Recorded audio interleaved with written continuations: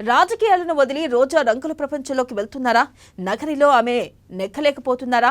YCP fire brand ని target చేసి మరీ పంపిస్తున్న పెద్దాయన ఎవరు?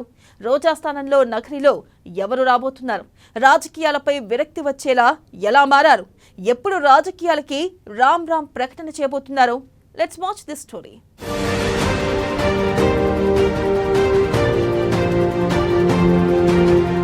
వైసీపీకి బిగ్ షాక్ ఇవ్వబోతున్న మాజీ మంత్రి రోజా. రాజకీయాల నుంచి తప్పుకోవాలని రోజా నిర్ణయం. గాలి జగదీష్ కి నగరి ఇన్ఛార్జ్ బాధ్యతలు. వైసీపీ ఆవిర్భావం నుంచి జగన్ వెంట రోజా. పెద్దిరెడ్డి రోజా మధ్య పొలిటికల్ వార్. రోజాకి చెక్ పెట్టేందుకు రంగంలోకి జగదీష్. వైసీపీ కీలక నేత మాజీ మంత్రి ఆర్కే రోజా రాజకీయాల నుంచి తప్పుకునే అవకాశాలు కనబడుతున్నాయి.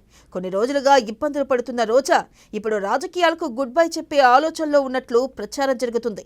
ప్రస్తుతం పార్టీలో రోజాకు ప్రాధాన్యత తగ్గుతుంది.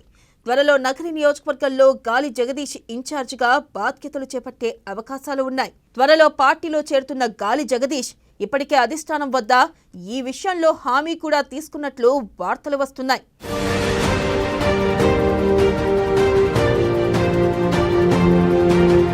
వైసీపీ ఏర్పాటైన దగ్గర నుంచి రోజా జగన్ వెంట నడిచారు.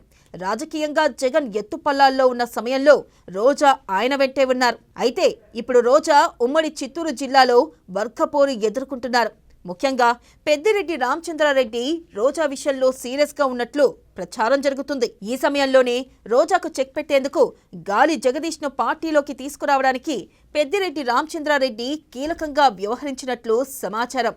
చిత్తూరు జిల్లాలో తన మాట వినే నాయకులను, తన కొడుకు భవిష్యత్తుకు ఇబ్బంది లేని నాయకులను పార్టీలోకి తీసుకోవాలని పెద్దిరెడ్డి రామచంద్రారెడ్డి భావిస్తున్నారు.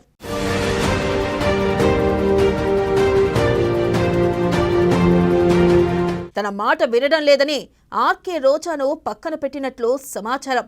అటు అధిష్టానం కూడా పెద్దిరెడ్డికి గట్టిగానే ప్రాధాన్యత ఇస్తుంది.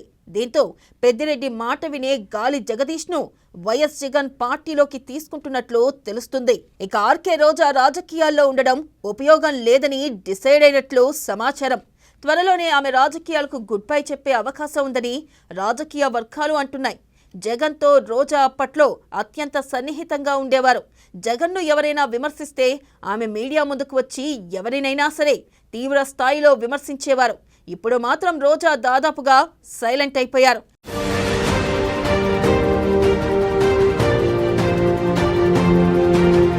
ఓవైపు కేసుల భయం, మరోవైపు సొంత జిల్లాలో వర్గపోరు రోజాను బాగా ఇబ్బంది పెడుతున్నాయి. అందుకే ఆమె సైలెంట్ గా ఉంటున్నట్లు వార్తలు వస్తున్నాయి. ఇక పార్టీ అధిష్టానం కూడా తనకు ప్రాధాన్యత తగ్గిస్తున్న నేపథ్యంలో రాజకీయాల్లో ఉండకూడదు అని రోజా డిసైడ్ అయినట్లు ప్రచారం జరుగుతుంది. ఈ సమయంలోనే ఆమె సినిమాల వైపు కూడా ఆసక్తి చూపిస్తున్నారని ఈ మధ్య వార్తలు వచ్చాయి.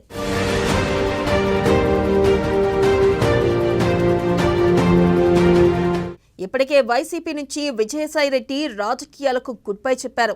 ఇక ఆర్కే రోజా కూడా గుడ్ బై చెప్తే అది సెన్సేషన్ అయ్యే అవకాశం ఉంది. ఇక తెలుగుదేశం పార్టీ ద్వారా రాజకీయాల్లోకి అడుగుపెట్టిన రోజా 2014-2019 ఎన్నికల్లో వైసీపీ తరపున విజయం సాధించారు.